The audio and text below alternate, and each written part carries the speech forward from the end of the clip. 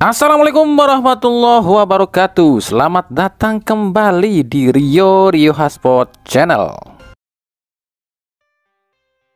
Seperti yang sering kami bahas, jika AFF akan jadi masalah khususnya buat Indonesia, ajang Tarkam yang buat sebagian orang dianggap ajang bergengsi. Entar dulu nih, ini gengsinya di mana ya? Coba kita cek, kita urutin aja deh. Ini bergengsi nggak sih? Yang pertama, apakah AFF ini diakui sama FIFA? Enggak juga. Lalu, apakah AFF ini naikin ranking timnas? Enggak juga sih, cuma juara doang dapat poin. Itu pun kalau juara ya. Yang ketiga, apakah AFF ini dapat hadiah? Ya dapat sih, cuma yang sampai semifinal dan final aja, di babak grup mah nggak dapat duit juga. Lalu, apakah juara AFF ini lolos ke Piala Asia atau Piala Dunia? Enggak juga. Lalu apa yang disebut bergengsinya coba? Apakah bergengsi karena disebut Raja ASEAN? Lah, cuma Raja ASEAN gitu loh. Apa hebatnya sih Raja ASEAN? Wong Raja ASEAN aja belum pernah ada tuh yang lolos ke Piala Dunia. Jangankan Piala Dunia, juara Piala Asia aja belum pernah ada tuh yang disebut Raja ASEAN. Makanya kalau buat kami pribadi agak bingung kalau ada orang yang sangat ngotot pengen juara AFF. Lah nggak ada imbasnya kok. Lolos ke Piala Dunia otomatis juga enggak. Terus juga juara AFF ini bakalan lolos ke Piala Asia juga enggak. Terus juga juara Piala Dunia juga enggak juga. Yang terbaru, para pemain diaspora Indonesia nih, ini dipastikan katanya sih nggak dilepas sama klubnya nih, seperti Ivar Jenner, Rafael Struijk, Nathan Choaon, dan Justin Hubner. Para klub ini beralasan jika di liga mereka masih padat dan AFF bukanlah agenda FIFA. Makanya katanya, ya buat apa kami ngelepas pemain ke AFF? Oh nggak ada jaminan kok dari AFF, katanya gitu. Jadi memang ya saat ini di ASEAN atau di negara ASEAN itu kalau ajang AFF ini digelar ada dua negara yang paling pusing, yakni Indonesia dan Filipina. Sebab para pemain di dua timnas ini kebanyakan main di luar negeri. Sementara Malaysia nggak ada kan pemainnya yang main di luar negeri. Thailand pun ada sih, cuma kan mainnya di ASEAN kebanyakan.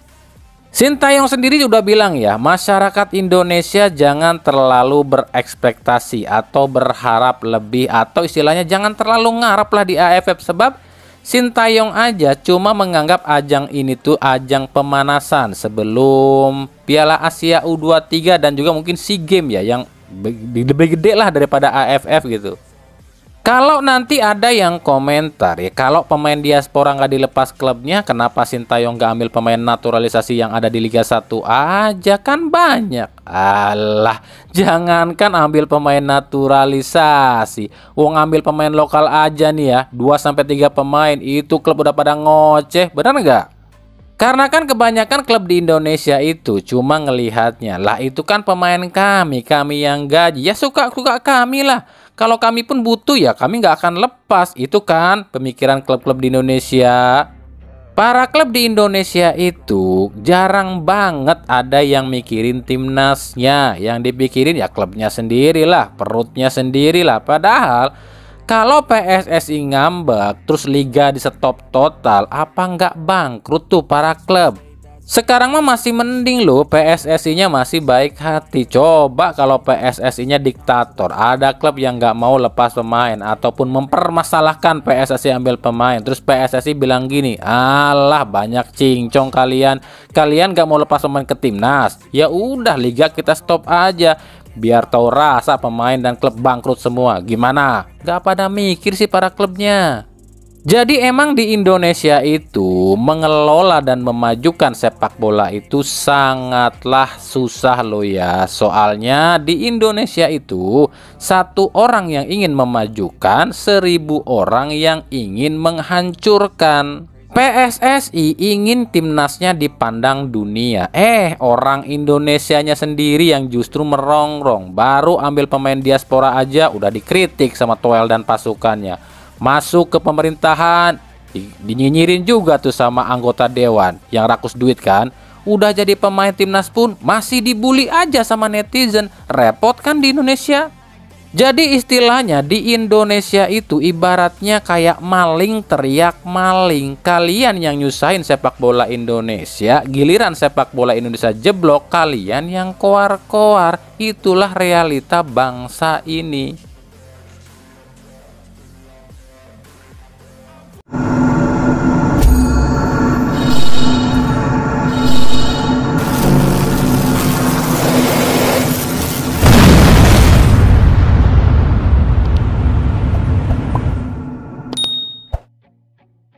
Sama kasusnya yang dialami oleh sejumlah klub di Liga Indonesia, yakni soal penunggakan gaji. Salah satunya yang dialami oleh Semen Padang. Kemarin rame banget ya. Soal katanya ada nih sejumlah pemain dan ofisial Semen Padang yang gajinya katanya ditunggak nih. Padahal setelah dikonfirmasi oleh penasihat Semen Padang, Andre Rosiade, yang salah satunya salah mereka juga sih. Nah ini baca sendiri ya. Kata Andre, yang pertama ada yang gak ikut latihan dan pulang kampung tanpa izin. Yang kedua mereka nggak ditahan gajinya karena ada yang pura-pura sakit dan gak mau dibawa away tapi malah keluyuran dan nongkrong. Yang ketiga mereka yang ditunggak gajinya atau ditahan gajinya ada yang malas-malesan latihan. Yang keempat mereka yang ditunggak gajinya atau yang ditahan gajinya ada yang nolak diminta nambah latihan. Ya inilah tipikal SDM bangsa ini. Ketika haknya ini diambil atau ditahan oleh orang, waduh rame teriak-teriak. Padahal woi, klub itu perusahaan lo dan lu itu karyawannya. Ya kalau lu nggak kerja ya nggak digaji lah. Kalau mau digaji tanpa harus kerja ya jadi PNS lah sono. PNS kan kerjanya paling 2 jam. Bahkan kerja pun tetap digaji full sebulan. Bener dong? Aduh, Indonesia.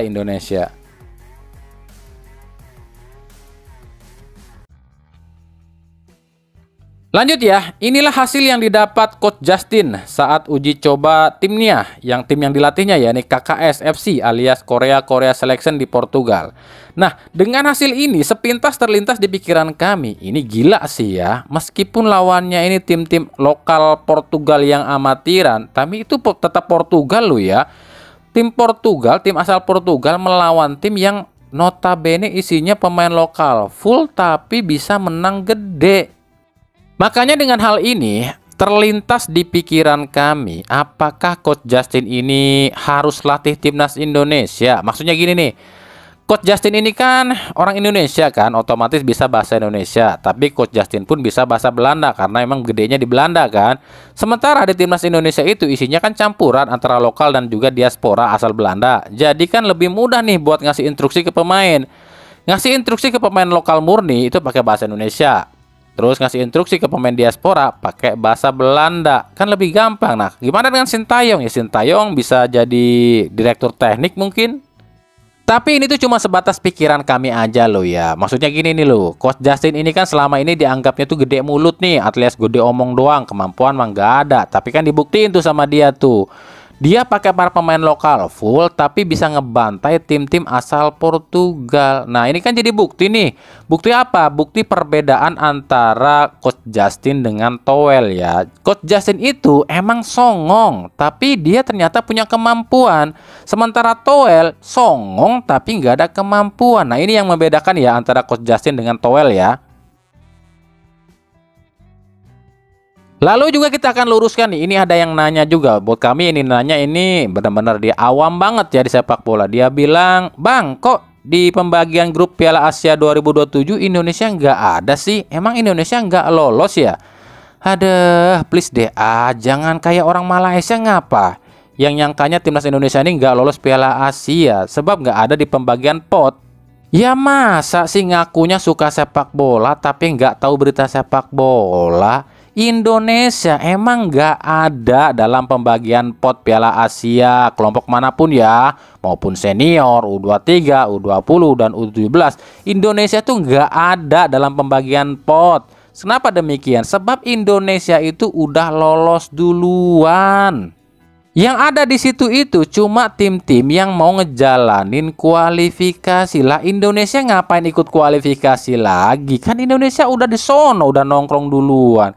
Ada, ini ternyata memang masih banyak ya SDM masyarakat kita yang payah soal bola.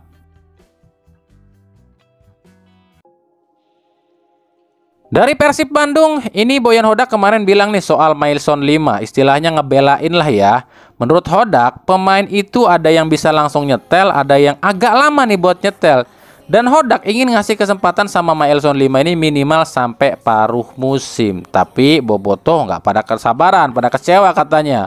Pasalnya si milestone 5 ini 11 laga di Liga dan 5 laga di ACL 2, tapi nggak ada progres sama sekali. Apalagi Bobotoh itu membandingkan sama era Robert Rene Albert, di mana di situ ada yang namanya Arthur Gevorkian yang 11 laga cetak 3 gol dan 2 assist, dan juga ada yang namanya Kevin Van Kippers-Lewis 15 laga 2 gol 1 assist. Dua orang ini aja dengan hasil seperti itu didepak loh. Nah, bagaimana dengan Mailson? Oke, kalau soal Kevin Van Kippers-Lewis dan juga Arthur Gevorkian yang didepak di paruh musim karena kurang bagus, ya itu kan beda cerita cuy, beda zamannya. Waktu itu zamannya Persib ini masih kuat duit, jadi bisa dengan gampang cari pemain ya. Ditambah waktu itu Persib masih punya koneksi yang kuat dari Teddy Cahyono. Nah, untuk saat ini bukan berarti Persib nggak cari pemain lo ya. Kami kemarin udah dikonfirmasi dari pihak Persib kalau pihak Persib tengah menyeleksi beberapa nama untuk opsi di putaran kedua. Dan dari sejumlah nama yang ditawarkan oleh agen ke Persib, ada beberapa yang memang kami anggap ini paling besar kesempatannya untuk direkrut oleh Persib. Karena beberapa pemain ini tuh memiliki kriteria yang memang lagi dicari Persib ya, terutama soal gratis ataupun murah. Yang pertama dia adalah Bruno Katanhede. Ini lagi diseleksi juga sama Persib. Harganya 2,61 miliar dan lagi gratis. Apalagi dia ini dua pernah ya membela Persib. Jadi kalau soal adaptasi si Bruno ini gak terlalu masalah lah ya. Yang kedua itu adalah Leonard Plana asal Kosovo. Ini harganya cukup mahal sih, 8,69 miliar. Tapi Persib bisa ngedapetin dia secara gratis di Desember ini nih. Yang ketiga, Vinko Petkovic. Ini asal Kroasia nih. Harganya itu 1,74 miliar rupiah. Dan Persib bisa ngedapetin si Vinko ini secara gratis sebab saat ini lagi bebas transfer. Yang keempat, Alexander Pato. Ini asal Brazil. Harganya itu 4,35 miliar rupiah. Dan ini lagi gratis nih. Nah, ini pun lagi dicoba diseleksi ya. Dan yang kelima itu Matheus Pato asal Brazil. Harganya 6,08 miliar rupiah. Tapi ini di Desember ini akan gratis si Matheus Pato ini. Tapi kalau buat Pato ini agak ribet ya. Soalnya selain Persib juga banyak banget tim-tim di Indonesia yang mengincar dari Pato ini, seperti Borneo FC, Persebaya, Persija pun sama. Nah, selain 5 nama tadi, ada beberapa nama lain juga yang tengah diseleksi. Tapi memang 5 nama tadi yang paling mencuat saat ini di Persib untuk diteliti lebih dalam lagi ya. Nah, ini kan rinciannya nih. Kalau memang tadi Matheus Pato kan diincar sama Persibaya, Persija, dan Borneo FC. Nah, kalau Bruno Katanhede kan masih diincar sama PSIS Semarang juga. Nah, kalau Leonard Plana ini diincar juga nih sama PSM Makassar. Cuma Vinko aja nih yang nggak ada yang ngincar di Indonesia. Jadi ya kita tunggu saja nih siapa yang akan dipilih oleh Persib. Yang pasti Boyan Hodak ini tipe pelatih yang susah ditebak loh ya. Nah, untuk Asnawi Mangku Alam sendiri tunggu aja kelanjutan dan kejutannya ya.